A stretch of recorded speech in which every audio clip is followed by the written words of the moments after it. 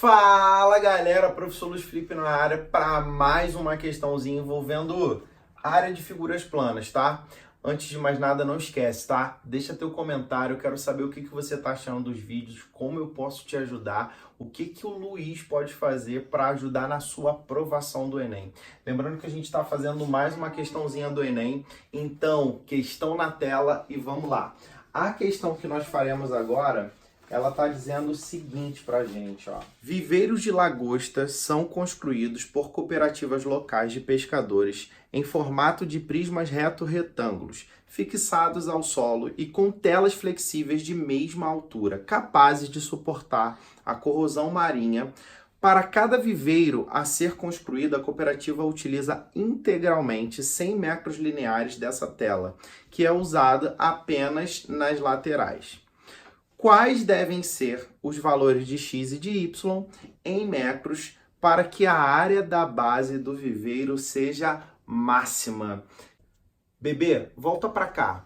Ficou assustado? Ficou com pânico, medinho da questão? Presta atenção, não precisa ter medo, tá? Uma questão envolvendo área e função do segundo grau. Isso mesmo. Quando ele fala de área máxima, a gente provavelmente vai cair numa função do segundo grau. Mas você não tem que ficar com medo. Pensa comigo. Ele falou que tem uma linha reta de 100 metros que vai contornar essa base aqui. Logo, essa linha precisa pegar o perímetro. Aqui é x, aqui é y. Como ela vai contornar essa base, logo você tem que 2x mais 2y vai ser igual a 100. Ah, é isso, Luiz. É isso mesmo. Você pode, inclusive, já olhando para essa equação, pensar que se você divide a equação toda por 2, o que você tem, na verdade, é x mais y igual a 50.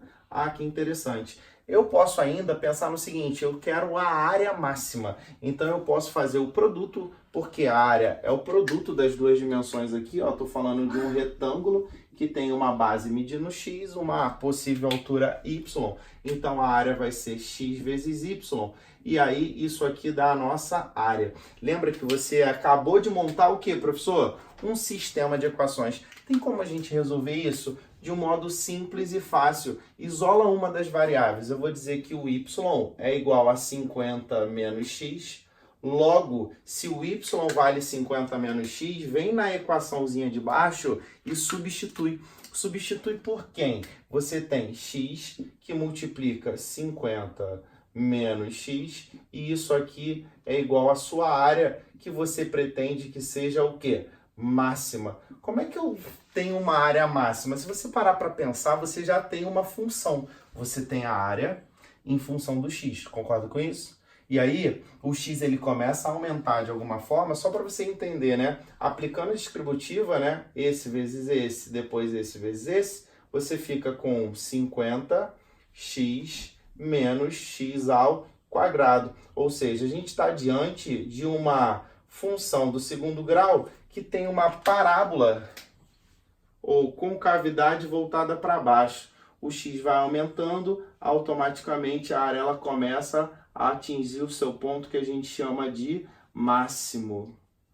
Gente, a área precisa ser máxima, mas eu preciso saber a medida do x. Então, o que eu quero? O aluno sempre tem dúvida, eu quero x vértice, y vértice. Inclusive, um dia eu vou gravar um vídeo só falando do que calcular, x vértice ou y vértice. Nesse caso, a gente vai calcular o x vértice. Ele não quer a área máxima, ele quer a medida que torna a área máxima. A medida que torna a área máxima é o x do vértice, e o x do vértice é dado por menos b sobre 2a. Todo mundo lembra disso? Quem é o x do vértice, então? O x do vértice vai ser igual... Quem é o b da nossa equação, Luiz? O a é menos 1, o b é 50, vai ficar menos 50 sobre 2 vezes menos 1, menos com menos na multiplicação dá mais, 50 dividido por 2, o nosso x do vértice vai dar 25. Se o nosso x vértice,